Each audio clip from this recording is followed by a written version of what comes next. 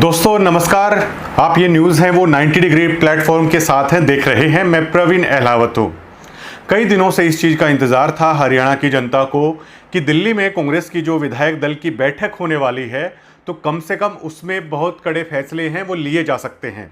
लेकिन बैठक के बारे में चर्चा हम जरूर करेंगे, लेकिन सबसे पहले बताए देते हैं कि बैठक का निष्कर्ष आप क्या निकालेंगे। बैठक का निष्कर्ष यही है जिसे कहा जाता है एक कहावत में कि ढाक के तीन पात। अगर देखा जाए तो ये बैठक अपने किसी भी मकसद को पूरा करते हुए नहीं दिखाई दे रही है, क्योंकि इस बैठक के बाद भूपेंद्र सिंह हुड्डा ने क्या कहा है कि हमने मीटिंग इसलिए ली है कि जो राज्यसभा चुनाव को लेकर जो रार उपजी थी उसको लेकर बातचीत हुई है और हम मांग करते हैं कि नैतिकता के आधार पर 5 लोग जो हैं जिन्होंने क्रॉस वोट किया है उनको तुरंत प्रभाव से इस्तीफा है वो दे देना चाहिए। ये कोई नई बात नहीं है। जब से राज्यसभा चुनाव का रिजल्ट आया है तब से भूपेंद्र सिंह हुड्डा हों, चाहे दीपेंद्र सिंह हुड्डा हों या उनके जो दीपेंद्र हुड्डा के साथ 5-7 जो विधायक हैं वो यही राग अलाप रहे हैं कि तुरंत प्रभाव से उन्हें इस्तीफा दे देना चाहिए। कोई नई बात इस मीटिंग के एजेंडे के बाद में है नहीं बताई गई मीडिया के माध्यम से। और इसके अलावा उन्होंने कहा है कि जो क्रॉस वोट करने वाले हैं उस पर जो अनुशासनात्मक कमेटी बनाई गई है कांग्रेस की तरफ से वो कड़ी कार्रवाई है वो करेगी। लेकिन सवाल अभी भी यही बना हुआ है कि आखिर क्या कार्रवाई है वो की जाएगी और जिस कड़ी कार्रवाई की बात की जा रही है वो कड़ी कार्रवाई आखिरकार है कब की जाएगी। दोस्तों देखिए, इस समय हमें एक बात याद आ रही है, क्या ये वही कांग्रेस है जब कांग्रेस का दौर हुआ करता था, अपना एक रुतबा हुआ करता था। इस कांग्रेस को इस देश के लोगों ने कभी इतना बैकफुट पर नहीं देखा है जितना हरियाणा कांग्रेस का हाल है वो बेहाल हो रखा है। दोस्तों देखिए, उत्तर प्रदेश के अंदर जो कांग्रेस है वो सियासी पार्टी के तौर पर बिल्कुल सबसे निचले स्तर पर है वो मानी जा रही है। वहाँ पर हो सकता है कि लोग इतना इंटरेस्ट ना लें और मतलब लोग इतना ना मानते हों पार्टी को, लेकिन हरियाणा जैसे प्रदेश में जहाँ पर पार्टी की इतनी लहर थी, जहाँ पर बीजेपी की इतनी एंटी इनकम्बेंसी थी, वहाँ पर किसी पार्टी का इतना बैकफुट पर जाना ये बहुत चिंता है वो पैदा करता था। अगर आप इतिहास में थोड़ा सा पीछे जाएंगे तो एक बार आंध्र प्रदेश के मुख्यमंत्री होते थे BS नमूद्रीपाद।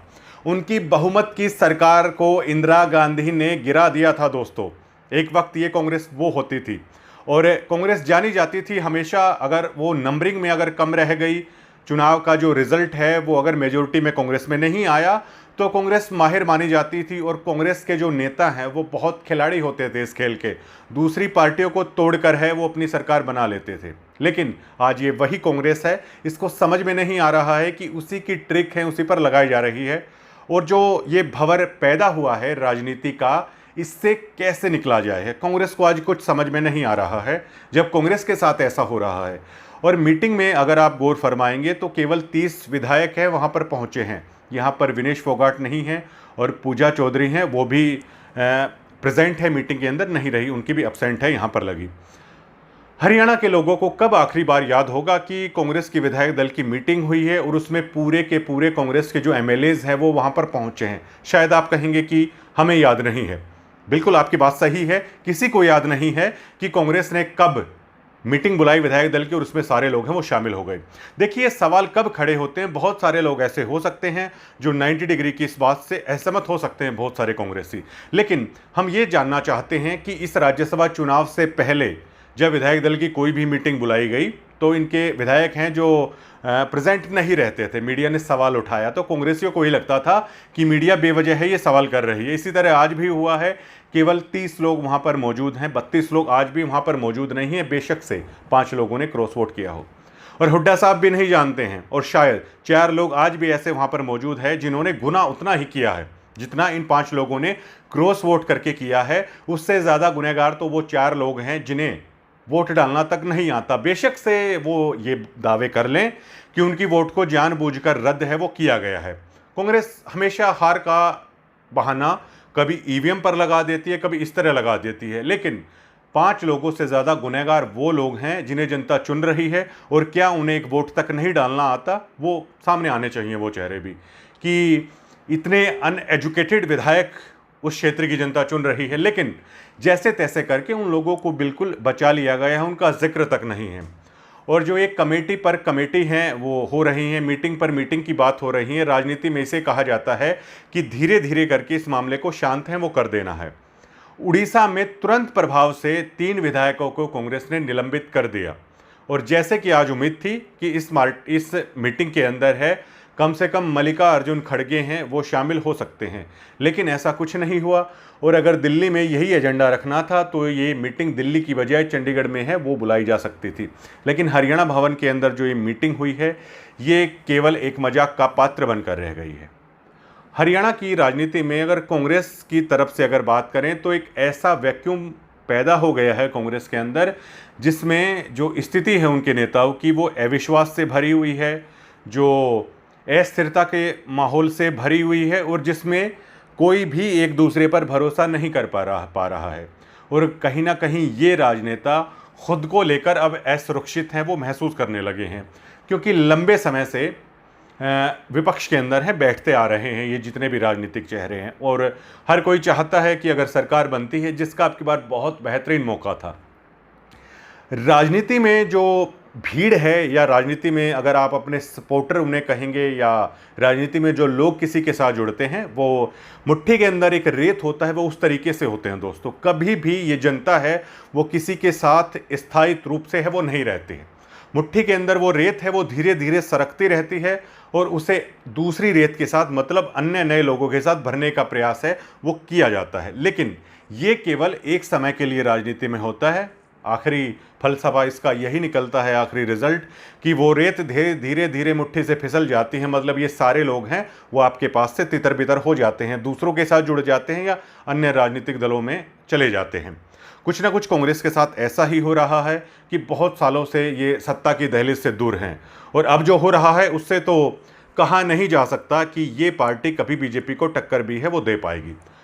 और अब ये सवाल उठना लाजमी है कि भूपेंद्र सिंह हुड्डा अब उस राजनेता के तौर पर उन्हें नहीं देखा जा सकता जो भूपेंद्र सिंह हुड्डा का एक दौर हुआ करता था, और इन विधायकों के अंदर एक कम से कम एक भय हुआ करता था कि अगर हुड्डा साहब या दीपेंद्र हुड्डा हैं उनके बिना अपना वो चुनाव है वो कैसे निकाल पाएंगे। लेकिन अब ये सारी चीज़ें ख़त्म होती जा रही है।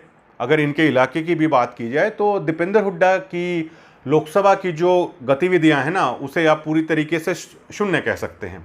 आप यकीन नहीं कर पाएंगे कि क्या ये वही सांसद हैं दीपेंद्र सिंह हुड्डा जिनका कभी इतना क्रेज़ हुआ करता था और इनसे मिलने के लिए इनके लोकसभा क्षेत्र के लोग हैं वो लालायित रहते थे। लेकिन अब ये धीरे धीरे है वो सब खत्म होता जा रहा है। राजनीति में हार जीत है वो चलती रहती है, लेकिन राजनीति में जब पार्टी या नेता आम जनता के बीच में अपना विश्वास, अपना वो भरोसा अगर खो देते हैं तो बहुत सारी चीज़ ऐसी होती हैं कि आप सत्ता में आ सकते हैं लेकिन उसकी दहलीज से फिर भी आप हैं बहुत दूर रह जाएंगे। ऐसा ही हाल है वो होता हुआ नज़र आ रहा है। बहुत निराशा इस मीटिंग के बाद है वो निकलकर सामने आ रही है।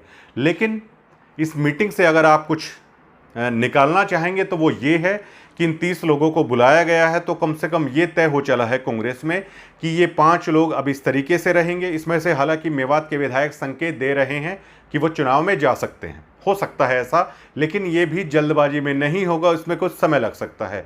लेकिन अब इन 5 लोगों से कम इस पार्टी ने ये किनारा कर लेगी। ये जितने भी विधायक हैं वो भी इनसे किनारा कर लेंगे और 5 लोगों को कम से कम राजनीतिक रूप से इस पार्टी में हाशिए पर है वो डाल दिया जाएगा। आज इस मीटिंग की शुरुआत हुई है कि उन 5 लोगों को यहाँ पर बुलाया नहीं गया है। अब चाहे उनका निलंबन करे पार्टी चाहे ना करे, लेकिन एक तरीके से सियासी तौर पर कांग्रेस ने उनका निलंबन है वो कर दिया है। अब ये लोग किसी भी कांग्रेस की बड़ी रैली में शामिल नहीं हो सकते। अगर कोई कांग्रेस के बड़े राजनेता हरियाणा में आते हैं तो वो वहाँ पर शामिल नहीं हो सकते। कांग्रेस की अगर कोई विधायक दल की बैठक है वो वहाँ पर शामिल नहीं हो सकते। और ये बड़ा दिलचस्प हो जाएगा विधानसभा के अंदर कि आज विधायक दल की मीटिंग में वो मौजूद नहीं है, लेकिन वो 5 लोग विधानसभा में भी आएंगे। विधानसभा में जब वो आएंगे तो कांग्रेस पार्टी को लेकर उनका क्या रुख रहने वाला है और पार्टी उनके साथ कैसा बिहेव करती है, ये बहुत देखने वाली बात होगी। लेकिन अब आगे कांग्रेस ने खुद ये हालात खड़े कर दिए हैं कि ये टुकड़ों में बटी हुई है, लोगों को दिखाई दे रही है। लोग यकीन नहीं करेंगे कि ये पार्टी 29 के अंदर कुछ बेहतर कर पाएगी या इस बीजेपी को है वो टक्कर दे पाएगी। ये संशय इन्होंने खुद है वो खड़ा कर दिया है। दोस्तों, आप क्या सोचते हैं जो कांग्रेस में चल रहा है? इसको लेकर 90 डिग्री को आप अपने कमेंट के माध्यम से ज़रूर बताइएगा और हम आपसे भी जानना चाहेंगे कि क्या इस मीटिंग ने वो एजेंडा पूरा किया है। और ख़ास तौर से अगर आप कांग्रेसी हैं या कांग्रेस पार्टी से जुड़े हुए हैं तो आप ज़रूर बताइएगा कि क्या इस तरीके से बीजेपी के साथ मुकाबला किया जा सकता है। इसे पार्टी से हटकर, लीग से हटकर आप 90 डिग्री के कमेंट सेक्शन में जाइएगा और बताइएगा। धन्यवाद।